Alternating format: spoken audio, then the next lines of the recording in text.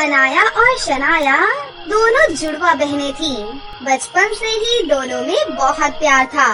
एक दूसरे के साथ रहना, खेलना, हंसना, बातें करना, पढ़ाई भी एक साथ करना, एक जैसे कपड़े पहनना, एक ही जैसा तैयार होना। उन दोनों की जोड़ी को देखकर मोहल्ले और रिश्तेदारी के लोग उनकी बहुत तारीफ करते थे। पर स्कूल में उन दोनों को लेकर थोड़ी सी परेशानी चल रही थी, जिसके लिए उनकी क्लास टीचर उनके पेरेंट्स से बात करना चाहती थी। अनाया, शनाया, कल पेरेंट्स टीचर मीटिंग है, तुम दोनों अपने मम्मी पापा को बोल देना। ओके मैम, हम बोल देंगे। अनाया और शनाया दोनों स्कूल के गेट से बाहर आ जाती हैं। फिर शनाया अनाया से कहती है, अनाया, तुम मम्मी पापा को पेरेंट्स मीटिंग के बारे में बिल्कुल भी मत बताना। मुझे पता है मैम मम्मी पापा से हमारी क्लास अलग करने की बात कहेंगी। अरे हाँ, तुम बिल्कुल ठीक कह रही हो, ये तो मैंने सोचा ही नहीं। अगर हम दोनों की क्लास अलग अलग हो गई, तो हम दोनों बहनें अलग हो जाएंगी। ठीक है, मैं मम्मी पापा को कुछ भी नहीं कहूँगी और तुम भी मत कहना। अनाया और शनाया अपने मम्मी पापा को टीचर पेरेंट्स मीटिंग के बारे में नहीं बताती हैं। पर एक दिन उनकी क्लास टीचर उनकी मम्मी को मार्केट में मिल जाती हैं और पेरेंट्स मीटिंग की बात करती हैं। तब उनकी मम्मी को सब कुछ पता चलता है कि काफी दिनों से टीचर उनसे मिलना चाह रही थी। आपको पता है, इन दोनों की टीचर आज मुझे मार्केट में मिली थी। वो हमें पेरेंट्स मीटिंग में बुलाना चाहती थी, पर इन दोनों ने इसलिए नहीं बताया था कि इन दोनों की क्लास अलग ना हो जाए। अभी तो दोनों छोटी हैं, बड़े होकर भी इन दोनों ने साथ रहने की जिद की तो। मम्मी, हम दोनों हमेशा साथ रहेंगे। हाँ हाँ मम्मी, हम दोनों हमेशा साथ रहेंगे। कोई बात नहीं विमला, बच्चियां हैं, बड़ी होकर सब कुछ समझ जाएंगी। ऐसे ही समय बीतता गया और वक्त के साथ साथ दोनों बहनें बड़ी हो गयीं। दोनों के लिए अच्छे घरों के रिश्ते आने लगे। अनाया और शनाया के मम्मी पापा चाहते थे कि दोनों के लिए अच्छा रिश्ता मिल जाए। अनाया एक स्कूल में टीचर थी, जबकि शनाया एक बैंक में नौकरी करती थी। दोनों के लिए अच्छे रिश्ते आ रहे थे, पर अनाया और शनाया दोनों ही हर रिश्ते के लिए मना कर देती थी। क्या हुआ अनाया, लड़का तो बहुत अच्छा था, फिर तुमने रिश्ते के लिए मना क्यों कर दिया बिटिया? बस ऐसे ही, वो मुझे अच्छा नहीं लगा। मैं सब कुछ जानता हूँ, ये तुम दोनों की चाल है, इसलिए तुम दोनों हर रिश्ता मना कर देती हो। ऐसे कैसे चलेगा जी? आप इन दोनों के लिए रिश्ते लाते रहोगे और ये दोनों हमेशा मना करती रहेंगी। हेलो जी, बोलिए। जी okay, thank you so much, आपने मेरी बहुत बड़ी मदद कर दी। मैं आपसे कल मॉर्निंग में बस स्टॉप पर मिलती हूँ। जी ओके ओके। क्या हुआ अनाया, तुम इतनी खुश क्यों हो गई? किसका फोन था? अरे आज सुबह बस स्टॉप पर मेरा पर्स गिर गया था।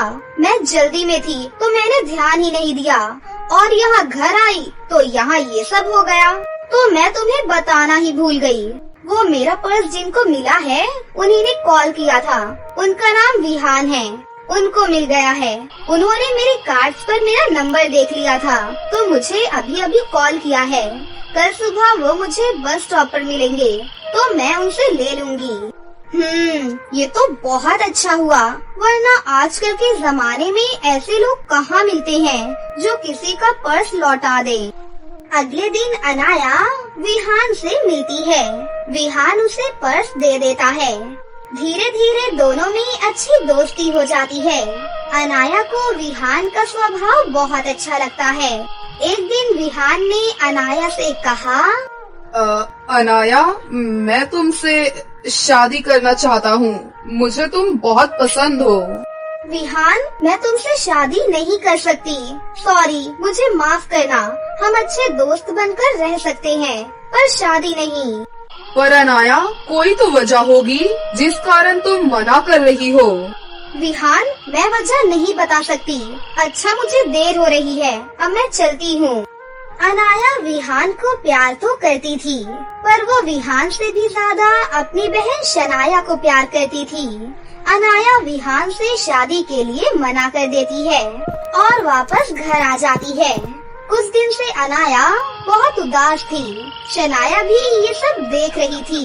अनाया, तुम मेरे लिए अपने प्यार को क्यों छोड़ रही हो? तुम विहान से शादी के लिए हाँ कर दो। नहीं शनाया, हम दोनों बहनों ने हमेशा साथ रहने का वादा किया था, इसलिए हम अगर शादी करेंगे तो उसी घर में करेंगे जिस घर में जुड़वा भाई होंगे। हम जुड़वा बहनें उसी घर में शादी करके जाएंगे। अपनी बेटियों की बात उनके माता पिता सुन लेते हैं। वो दोनों चिंता में पड़ जाते हैं। अनाया और विहान को मिले कुछ दिन बीत चुके थे। एक दिन अनाया अपने कमरे में उदास बैठी हुई थी कि तभी उसके फोन पर विहान का कॉल आता है। विहान, मैंने तुम्हें मना किया था ना, मैं तुमसे शादी नहीं कर सकती। मेरी कुछ पर्सनल वजह है। अनाया, मैंने तुम्हें इसलिए फोन किया है कि मैं तुम्हें कुछ बताना चाहता था कि मैं आज अपनी फैमिली के साथ लड़की देखने जा रहा हूँ। लड़की मुझे बहुत पसंद है और मेरी फैमिली भी उसे पसंद करती है। ओह अच्छा, तुम्हें वो लड़की पसंद है? चलो अच्छी बात है, कॉन्ग्रेचुलेशंस। ओके बाय, रखता हूँ। अनाया की आंखों में आंसू आ जाते हैं। तभी उसकी मम्मी उसे आवाज लगाती है। अनाया बेटा, शनाया कब की तैयार हो चुकी है। बुआ जी के घर फंक्शन शुरू हो जाएगा और हम अगर देर से पहुँचेंगे तो अच्छा नहीं लगेगा। माँ, मेरा जाना क्या जरूरी है? मेरी तबीयत थोड़ी ठीक नहीं है। अनाया देख यार, पहले ही ये साड़ी बांधकर मैं दुखी हो चुकी हूँ, ऊपर से तू ड्रामे मत कर। जल्दी से तू भी ये साड़ी पहनकर तैयार हो जा। अनाया और शनाया फंक्शन में जाने के लिए तैयार हो चुकी थी कि तभी उनके पापा किसी के साथ घर में एंट्री करते हैं। आइए आइए भाई साहब, आओ बेटा। और आप सबको घर ढूंढने में कोई परेशानी तो नहीं हुई? अनाया देखती है कि उसके सामने विहान और उसकी फैमिली खड़ी है, पर विहान के साथ हूबहू उसका हमशक्ल एक और लड़का भी खड़ा था जो बिल्कुल विहान का जुड़वा लग रहा था। अंकल, ये मेरा जुड़वा भाई विवान है, कल ही लंदन से वापस आया है। अच्छा, जिनके बारे में तुमने बताया था। हाँ। नमस्ते अंकल। भाई साहब, हमें तो अपने दोनों बेटों के लिए जुड़वा लड़कियां मिल जाएंगी, ये हमने कभी सोचा ही नहीं था। बिल्कुल जी, दोनों बच्चियां कितनी प्यारी हैं। विहान बेटा, इनमें से अनाया कौन है? मिलवाओ तो। अब तक अनाया और शनाया कुछ भी नहीं समझ पाई थी। बुआ जी के घर फंक्शन में जाना तो एक बहाना था और विहान ने जो फोन किया था कि वो लड़की देखने जा रहा है, सच तो ये था कि वो लड़की अनाया ही थी। अनाया शनाया के पिता उन्हें सब कुछ बताते हैं। एक दिन अनाया के फोन पर विहान का कॉल आया था। उस समय अनाया वहाँ पर नहीं थी। अनाया के पापा ने विहान का फोन उठा लिया था। तब इस बारे में कि अनाया और शनाया जुड़वा बहनें हैं और वो जुड़वा भाइयों से ही शादी करना चाहती हैं, विहान को इस बारे में पता चला। और चांस की बात ये थी कि विहान और विवान भी जुड़वा भाई थे, पर विहान और विवान ने ऐसा कभी नहीं सोचा था कि वो दोनों जुड़वा बहनों से शादी कर पाएंगे। पर शायद उन दोनों के संजोग ऐसे ही लिखे थे। सब लोग इस रिश्ते से बहुत खुश होते हैं। अनाया और शनाया दोनों बहनें गले मिलती हैं। दोनों की खुशी का ठिकाना ही नहीं था। एक ही मंडप में अनाया और शनाया दुल्हन बनती हैं और धूमधाम से दोनों जुड़वा बहनों की शादी दो जुड़वा भाइयों से हो जाती है। बहुत समय पहले की बात है। अंजलि और मीनाक्षी दोनों एक ही क्लास में पढ़ती थी और दोनों बहुत ही अच्छी दोस्त थी। अंजलि एक अमीर परिवार से थी। उसके पिता बहुत बड़े बिजनेसमैन थे। वहीं दूसरी तरफ मीनाक्षी एक गरीब परिवार से थी। उसके पिता फल बेचने का काम किया करते थे। एक दिन मीनाक्षी अंजलि से कहती है, हेलो अंजलि, कैसी हो तुम? ओह हेलो मीनाक्षी, मैं बिल्कुल ठीक हूँ, तुम कैसी हो? अच्छा ये बताओ, पिकनिक में कौन सी ड्रेस पहनने वाली हो? अगर मुझे तुम्हारा पता चल जाएगा तो मैं भी सेम कलर का ड्रेस ही खरीद लूंगी। बहुत मजा आएगा, सब लोग हमें ही देखेंगे। वो शायद मैं पिकनिक पर ना जा पाऊँ क्योंकि पिकनिक की फीस बहुत ज्यादा है और पापा के पास इतने सारे पैसे नहीं हैं, इसीलिए मैं नहीं जा पाऊंगी। पर तुम खूब एंजॉय करना, ठीक है? ओहो कम ऑन यार, तुम टेंशन फ्री रहो, मैं हूँ ना, मैं अपने डैडी से बोलकर तुम्हारी भी फीस भरवा दूंगी। सो जस्ट चिल यार। नहीं अंजलि, ये ठीक नहीं होगा, मैं अपने घर पर क्या बोलूँगी? अरे बोल देना कि प्रिंसिपल मैम ने तुम्हारी फीस माफ कर दी है, तुमने क्लास में टॉप किया था ना, इसलिए। अगर तुम नहीं गई फिर मैं भी नहीं जाऊंगी। मीनाक्षी अंजलि को मना नहीं कर पाती है। अंजलि इसी तरह कई मौके पर मीनाक्षी की मदद किया करती थी। मीनाक्षी पढ़ाई में बहुत अच्छी थी, इसीलिए वो अंजलि को पढ़ाई में मदद करती थी। लेकिन उन दोनों की दोस्ती अंजलि की माँ अवंतिका को बिल्कुल भी पसंद नहीं थी। एक दिन अंजलि की माँ कहती है, अंजलि, तुमने जो नए जूते लिए थे वो कहाँ पर हैं? मम्मी वो जूते तो मैंने तुम्हारी जुबान क्यों लड़खड़ा रही है? इससे मैं सब कुछ समझ रही हूँ कि तुमने वो जूते मीनाक्षी को दे दिए हैं। तुम्हें मैंने कितनी बार समझाया है कि उस लड़की ने अपना मतलब निकालने के लिए ही तुमसे दोस्ती की है, क्योंकि तुम अमीर हो और वो गरीब है, उसके पास अच्छी चीजें नहीं है, इसीलिए वो तुम्हारे आगे पीछे घूमती है। उसके साथ रहोगी तो इससे तुम्हारा स्टेटस डाउन होगा बेटा। अंजलि अपनी माँ को कुछ भी नहीं कहती है और चुपचाप वहाँ से चली जाती है। ऐसे ही बहुत समय बीत गए और अब दोनों सहेलियाँ कॉलेज में भी एक साथ पढ़ने लगी। लेकिन समय के साथ साथ दोनों के बीच बहुत कुछ बदल गया था। अंजलि की सोच अब अपनी माँ की तरह ही हो गई थी। अंजलि अभी भी मीनाक्षी को अपनी दोस्त मानती थी, लेकिन जाने अनजाने में अंजलि उसकी गरीबी का मजाक उड़ाया करती थी।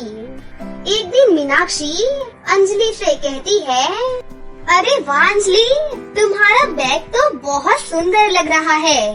सुंदर तो होगा ही ना, इतना हाई प्राइस का जो है, सबसे बेस्ट ब्रांड का है ये। ओह सॉरी, मैं तो भूल ही गई थी कि तुम्हें तो ब्रांड वगैरह के बारे में कहाँ से पता होगा। इतना कहकर अंजलि वहाँ से चली जाती है। मीनाक्षी को अंजलि का ऐसा व्यवहार बिल्कुल भी अच्छा नहीं लगता है। उधर दूसरी तरफ मीनाक्षी के मम्मी पापा को उसकी शादी की चिंता सताने लगती है। उन्होंने बहुत सोच समझकर मीनाक्षी की शादी अंगद के साथ तय कर दी। अंगद एक अच्छा लड़का था, लेकिन आर्थिक हालत उसकी भी कुछ अच्छी नहीं थी। जब ये बात अंजलि को पता चली तो वो मीनाक्षी के पास आई और बोली, अरे मीनाक्षी, तुमने मुझे बताया क्यों नहीं कि तुम्हारी शादी होने वाली है? मैं तो शादी करना ही नहीं चाहती थी, लेकिन मम्मी पापा मान ही नहीं रहे हैं। हाँ, कर लो शादी। वैसे भी तुम्हारे मम्मी पापा बहुत ही पुरानी सोच के हैं, जो अभी से तुम्हारी शादी के बारे में सोच रहे हैं। मीनाक्षी को अंजलि की ये बात बहुत बुरी लगती है। मीनाक्षी सोच लेती है कि अब वो अंजलि से कभी दोबारा बात नहीं करेगी। कुछ दिनों बाद मीनाक्षी की शादी अंगद से हो जाती है। अंगद बेशक ज्यादा नहीं कमाता था, लेकिन वो मीनाक्षी की सारी जरूरतों का ख्याल रखता था। ऐसे ही 4 साल बीत गए। एक दिन अचानक मीनाक्षी के पास अंजलि का फोन आया। हेलो मीनाक्षी, कैसी हो तुम? अरे अंजलि, आखिर इतने सालों बाद तुम्हें मेरी याद आ ही गई ना। मैंने तुम्हें इसलिए फोन किया है क्योंकि 2 दिन के बाद मेरी मैरिज एनिवर्सरी है। शादी में तो मैं तुम्हें बुला नहीं पाई, तो सोचा एनिवर्सरी में ही बुला लेती हूँ। मैं तुम्हें लेने के लिए अपनी गाड़ी भेज दूंगी। नहीं नहीं, हम लोग आ जाएंगे, और वैसे भी तुमसे मिलने का बहुत मन है मेरा। फिर मीनाक्षी और अंगद अंजलि की एनिवर्सरी की पार्टी में चले जाती हैं। अंजलि एक बहुत ही बड़े बंगले में रहती थी। ये सब देखकर मीनाक्षी बहुत खुश हो जाती है। अंजलि के घर पर पहले से ही उसके बहुत सारे दोस्त मौजूद थे।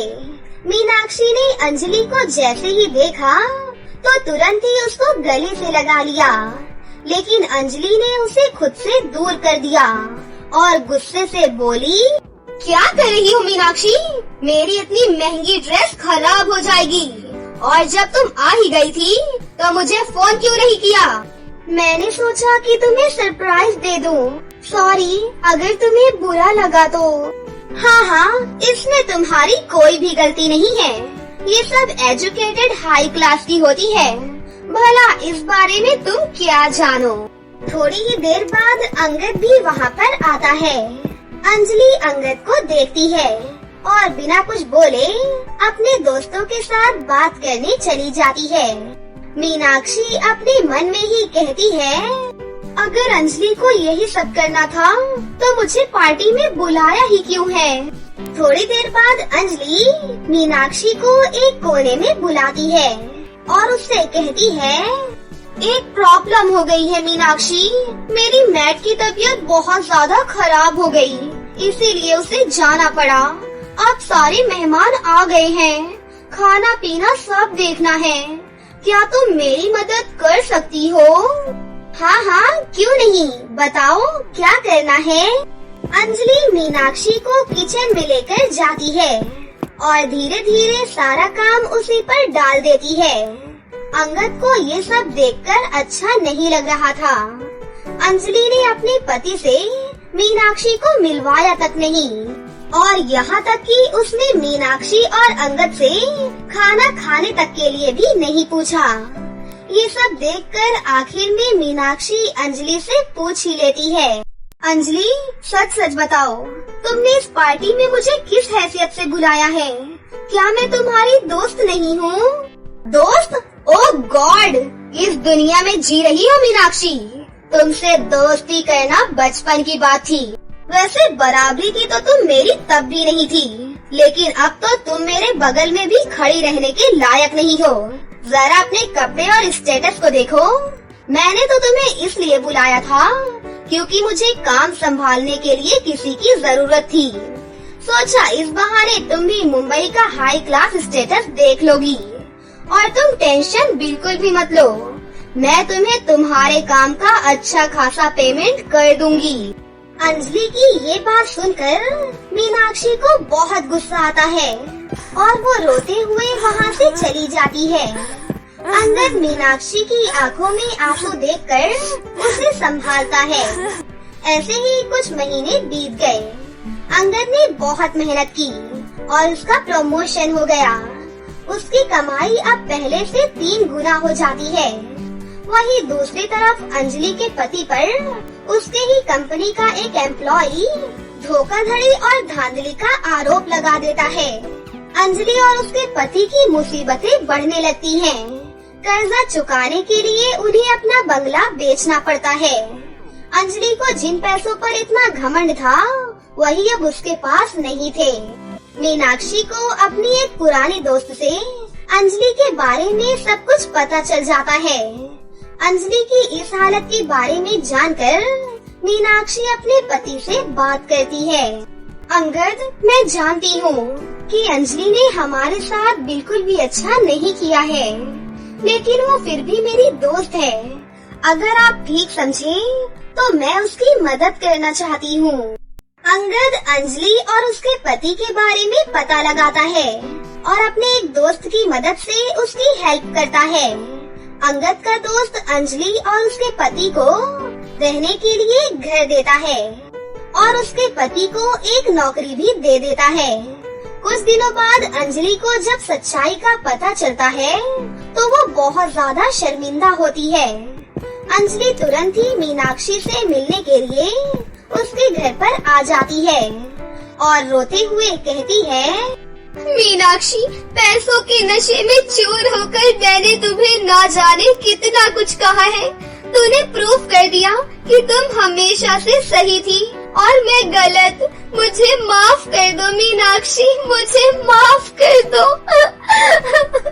अरे कोई बात नहीं अंजलि, तुम्हें अपनी गलती का एहसास है, बस इतना ही बहुत है। तुम बचपन में भी बहुत अच्छी थी, बस बीच में ही थोड़े टाइम के लिए भटक गई। लेकिन कोई बात नहीं, अब तो सब कुछ ठीक हो गया है ना। इतना कहकर मीनाक्षी अंजलि को गले से लगा लेती है। उसके बाद दोनों फिर से बचपन की तरह बेस्ट फ्रेंड्स बन जाती हैं और खुशी से रहने लगती हैं।